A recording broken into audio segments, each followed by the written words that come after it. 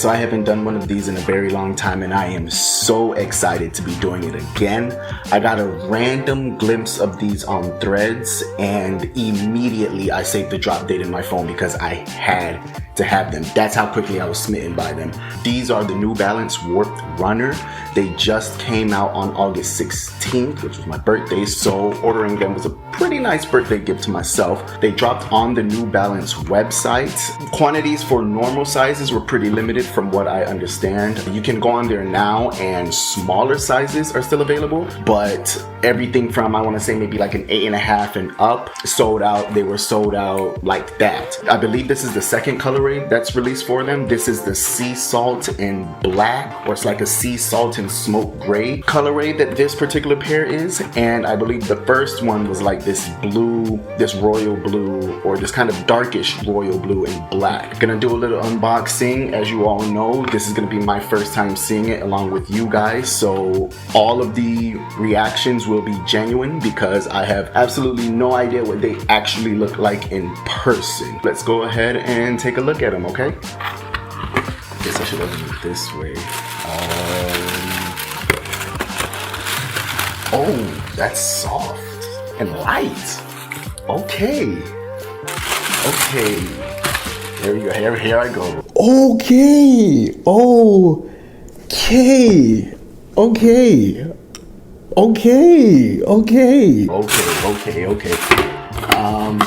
Here they are in all the glory. They are extraordinarily light. That's the first thing that I noticed when I picked them up out of the box, and they're extremely soft. Wow, these are beautiful.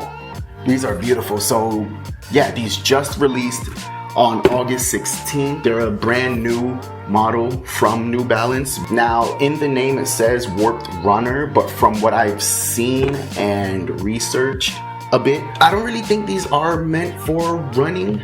I don't really think these are running shoes. I think they're just lifestyle shoes, but they have the silhouette of a running shoe. So yeah, I mean, of course, you could probably go running in them, but I think the whole gist behind them is to just be worn casually as a lifestyle shoe. Now, what I like about this sneaker in particular is that it combines both retro and futuristic elements into one silhouette. I want to say the upper portion has a very retro aesthetic to it. It looks like something that came out of the 80s. But then when you look at the midsole, it has this chunky, wavy kind of look going on that it gives off that kind of futuristic, foamy kind of look to it. So I think that's why it's such an interesting item to me, because it combines both, in my opinion, both retro and futuristic aesthetics all in one.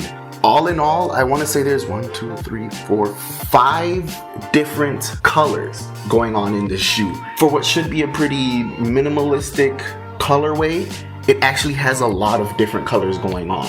Just a lot of different shades of beige, basically. I'm all into that. I got these in a size 9.5. I haven't tried them on yet, so I can't really say if they run true to size or not. Retail was about $140. So it was a very reasonable pickup for me. Very happy, very excited to try these on. I have 2 pretty simple outfits that I'm gonna put together really quick just to show you guys what they look like on feet. I'm going to stick to wearing these in a more sporty manner. I'm actually more excited to wear them with shorts than with pants. I've seen a lot of people wearing them with denim, track pants and things like that, but I'm very excited to wear these with shorts and kind of just like blend the whole sporty and maybe even like dapper sporty kind of aesthetic. I've seen people rock these with like a blazer and shorts and stuff like that. So I'm gonna play around with this silhouette a lot, see all that I can get out of it.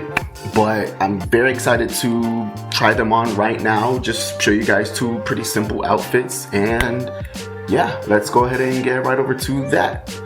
Alright, and so the first outfit that we have is actually the outfit that I've already been wearing. Super simple, just sporty kind of look. I wanted to style these with shorts. That's what I've been most excited about styling these with. And so that's what I decided to go with today. We've got the smoke gray tying into the smoke gray in the sneakers. And then the beige shorts tying into the multiple variations of beige in the shoe itself. And then the ivory or the white, the off-white, tying into the Adidas hat. Yes, I'm wearing an Adidas hat with New Balance sneakers. I'm one of those people who think it's silly to not be able to blend sports brands together. Or brands together. If I'm wearing an Adidas hat, I can wear New Balance shoes. It's not the end of the world. It doesn't look tacky. It's stupid. Yeah, I think everything works perfectly together. I love this look. The shoes are extraordinarily light and comfy. They are excellent for walking in, and the forefoot is very rounded, so with each step that you take, it's kind of like a rolling motion rather than you step, plant, and then pick up, if that makes sense. That's the best way I can describe it. This is the first look. The second look is gonna honestly be just a slight variation of this, but it's gonna add a little more interest to it. All right, so let's go ahead and get into the second one, then wrap up this video. All right, and here we have the second look. Like I said, it's just a variation of the first one.